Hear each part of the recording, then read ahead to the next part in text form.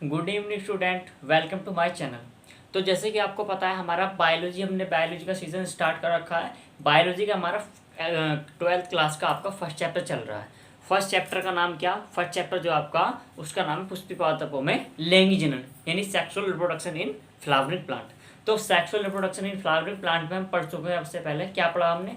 इससे आज से पहले जो हमने पिछला जो हमारा लेक्चर हो चुका है उसमें पढ़ा हमने पुष्प क्या है, पुष्प की खेती करने वालों क्या कहते हैं, पुष्प के कितने भाग है, कितने भागों में बटा है। तो आज हम पढ़ेंगे पुष्प के कुछ मेल वाले पार्ट को। कौन से?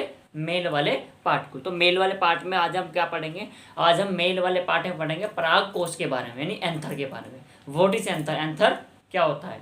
तो आपको जैसे मैंने मतलब पहले ही लेक्चर में बता दिया था, हमारे पिछले लेक्चर में आपको बताया था मैंने, हमारा एक पुंकेसर है। पुष्प का जो नर वाला भाग है वह पुंकेसर कहलाओगा। क्या कहलाओगा? पुंकेसर। अब ये पुंकेसर है क्या चीज़? पुंकेसर मैंने आपसे बताया, पुंकेसर जो था 2 पार्ट से मिलकर बना था। कितने से? 3 पार्ट से मिलकर बना था। मेनली तो 2 ही पार्ट थे। एक पार्ट तो था आपका परागकोश और एक था आपका तंतु।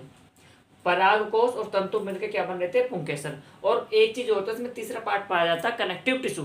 क्या पाया जा रहा था? कनेक्टिव टिश्यू यानी संयोजी ऊतक। अब ये संयोजी ऊतक क्या? वह ऊतक जो परागकोश को तंतु से जोड़ रहा था, कनेक्ट कर रहा था, उसी को कहते हैं संयोजी ऊतक। क्या कहते हैं? संयोजी ऊतक। तो फिलहाल आज हमें ये ऊपर वाला पार्ट पढ़ना है जिसका नाम क्या? परागकोश। अब ये परागकोश जो है उसकी हम सबसे पहले इसकी थोड़ी परतें देखते हैं। कितनी परत है। मेनली परागकोश पे जो हमारे एंथर है उस पर 4 लेयर है यानी कि 4 परत है। अब इसकी 4 परत है, उनका सभी परतों का काम अलग अलग है। अब एक बार मैं आपको 4 परतों का नाम बता दूं बाहर से, क्रम से। सबसे बाहर वाली परत जो बाह्य त्वचा कहलाओगी, क्या कहलाओगी? सबसे बाहरी परत जो कहलाओगी वो कहलाओगी बाह्य त्वचा। उसे इंग्लिश में कहते हैं एपिडर्मिस। फिर उससे थोड़ी अंदर वाली एंडोथीसियम, उसे हिंदी और इंग्लिश में दोनों लैंग्वेज में एंडोथीसियम ही कहते हैं। उससे जो और अंदर वाली लेयर आओगी उस परत का नाम, जो अंदर वाली का, उसका नाम है मध्य परत यानी मिडिल लेयर। और उससे भी जो अंदर सबसे आंतरिक जो परत रहेगी वो रहेगी आंतरिक परत यानी कि टेपिटम। अब ये टेपिटम जो है आंतरिक परत है, इनके तीनों परतों का अलग अलग काम है। तो थोड़ी सी जानकारी आपको मैं पहले इन परतों की दे दूं। इसमें आपको जो परत मैं आपसे बता रहा हूँ, एक आपकी एपिकार्प है, एंडोकार्प है, और आपकी तो और कौन सी है? एपिडर्मिस, एंडोथीसियम और आपकी मिडिल लेयर और टेपिटम। ये तीनों जो चारों जो परत है, इनमें से 3 ऊपर वाली परत कौन कौन सी? एपिडर्मिस और आपकी एंडोथीसियम और मिडिल लेयर। इन तीनों परतों का काम है पराग कोश का स्फुटन करवाना और पराग कोश की रक्षा करना। तो स्फुटन किसे कहते हैं? स्फुटन यानी कि फटना। जब परागकोश अपनी परिपक्व अवस्था में होगा तो फटेगा। उसे फटने के लिए जो प्रेरित करेगी, वे करेगी ये 3 परतें। उन परतों का नाम क्या? एपिडर्मिस, एंडोथीसियम और मिडिल लेयर। तो आपको इन 3 लेयर का तो काम थोड़ा बहुत समझ में आ गया। अब हम इसकी लास्ट वाली लेयर देखते हैं, कौन सी? टेपिटम। अब ये टेपिटम क्या?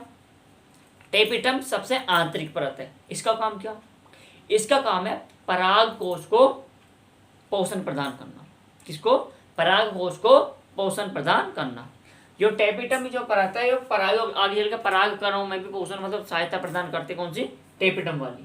तो अब हम इस पराग कोश का अर्ध का चित्रण देखते हैं।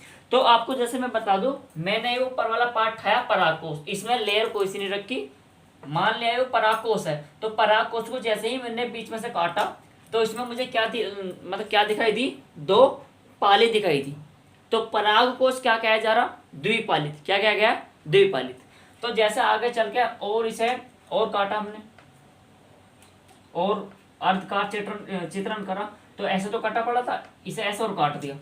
तो मैं आपसे पहले बता दूं, ये दोनों क्या कह रही थी? क्या कह रही थी? पाली। पाली, ये दोनों जो कह रहे थे वो है पाली। और मैं आपसे बता दूं, अब ऊपर वाली पाली होगी और नीचे वाली पाली होगी इसमें भी। अब जो एक पाली है, जो एक पाली थी, एक पाली में 2 कोष्ठ पाएंगे। ये दोनों क्या कहला रहे? ये दोनों कहला रहे कोष्ठ। कोष्ठ यानी कि आपको मैं पहले बता दूं, एक परागकोश लिया, एक मैंने पुंकेसर लिया। पुंकेसर में से सबसे पहले मैंने क्या हटाया? जो परागकोश वाला भाग हटा दिया। अब परागकोश को जैसे इसका अर्धकाट चित्रण देखा तो उसमें 2 पाली नजर आई, और 2 पाली को और हमने काटा तो प्रत्येक पाली में 2 कोष्ठ नजर आए, प्रत्येक पाली में 2 कोष्ठ नजर आए। यानी कि इसके अंदर 2 पाली होगी और दोनों पाली के अंदर 2-2 कोष्ठ होगी। यानी ये जो परागकोश है हमारा वो क्या कहलाऊगा, वो कहलाऊगा द्विपालित और चतुकोष्ठक। देखो कैसे, इसके अंदर 2 पाली है और ऊपर 2 कोष्ठ हो गए और नीचे कोष्ठ हो गए, नीचे भी 2 कोष्ठ हो गए, 2 कोष्ठ ऊपर हो गए, 2 कोष्ठ नीचे हो गए। यानी द्विपालित एक जो परागकोश होगा उसके अंदर द्विपालित होगी और प्रत्येक पाली में 2 कोष्ठक होंगे, टोटल हो गए 4 कोष्ठक। तो मैं आपको इसी के साथ एक चीज और जानकारी दे दूं, वो क्या, इसे मैं देखो ध्यान से, ये जो हमारी पाली है जितनी मतलब प्रत्येक पाली में 2 कोष्ठ थे, प्रत्येक पाली में 2 कोष्ठ है, यो मेरी पाली होगी, जैसे मैंने काटा तो 1 कोष्ठ 2 कोष्ठ 2 कोष्ठ हो गए। तो ये जो मेरे 2 कोष्ठ है, ये जो मेरे 2 कोष्ठ है, 2 ही कोष्ठ, जितने कोष्ठ हमारे पाए जाओगे ना उतने ही लघु बीजाणु धानी पाई जाओगी परागकोश में। क्या, जो हमारे कोष्ठ पाए जाओगे वही क्या, लघु बीजाणु धानी पाई जाओगी। यानी एक पूरे परागकोश में कितनी लघु बीजाणु धानी होगी, 4। क्यों, लघु बीज जो परागकोश जो होगा वो चतुष्कीय होगा, उसके चतुष्कोण होंगे, 4 कोण नजर आ रहे हैं, 1 2 3 4, 4 खन्ने से नजर आ रहे हैं ना, तो परागकोश कहलाता है चतुष्कोणीय। क्या कहलाऊगा, चतुष्कोणीय। तो उसके चारों कोने पर एक एक क्या पाई जाओगी, लघु बीजाणु धानी क्या पाई जाओगी, क्या पाई जाओगी, लघु बीजाणु धानी।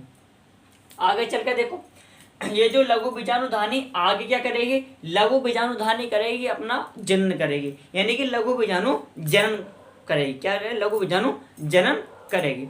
और मैं आपको पहले बता दूं, परागकोश के अंदर ही परागकण भी बनते हैं। मैंने आपसे क्या कहा, ये जो मेरा परागकोश है, ये जो परागकोश है, इसके अंदर क्या बनेंगे, परागकण बनेंगे। क्या बनेंगे, परागकण बनेंगे। और जो परागकण जो बना होगा उस वो एक विशेष प्रकार की सेल है, कोशिका, सैलिनी कोशिका, जिसका नाम है परागमात्र कोशिका। क्या नाम है, परागमात्र कोशिका, यानी शॉर्ट में क्या है, पीएमसी। तो परागकण कौन बना होगा, परागकण कौन बना होगा, बनाएगा, वो बनाएगा, ये तो अलग पार्ट है, वो बनाएगा पीएमसी। पीएमसी, पी एम और सी, यानी पोलर मदर सेल। जो हमारा परागकण बना होगा वो विशेष प्रकार की कोशिका बना होगी, इसका नाम क्या, पराग मात्र कोशिका। उसे इंग्लिश में कहते हैं पोलर मदर सेल, और उसी को शॉर्ट में कहते हैं पीएमसी। क्या कहते हैं, पीएमसी। तो जो मेरी पीएमसी होगी वो प्रत्येक जो कोशिका होगी वो एगुणित होगी। मैंने कहा आपसे, जो मात्र कोशिका होगी, सॉरी, जो मेरी पीएमसी होगी वो अर्धसूत्री विभाजन करके एन एगुणित कोशिका बनाओगी। क्या बनाओगी, अर्धसूत्री विभाजन करके कोशिका बनाओगी। यानी जो पीएमसी है यो क्या करेगी, यो अलग पार्ट है, यो करेगी अर्धसूत्री विभाजन, अर्धसूत्री विभाजन, शॉर्ट में लिखते विभाजन। पीएमसी अर्धसूत्री विभाजन करके क्या बनाओगी, एन बनाओगी, यानी एगुणित युग्मक बनाओगी, जिसका नाम क्या, परागकण। तो इससे आगे हम पढ़ेंगे परागकण कैसे बनेगा, यानी कि जो इसके अंतर्गत परागकण बनेगा उस प्रक्रिया को क्या है, लघु बीजाणु जनन। तो इससे जो आगे जो पार्ट पढ़ेंगे वो पढ़ेंगे लघु बीजाणु जनन। प्लीज आप इसे स्क्रीनशॉट ले लीजिए।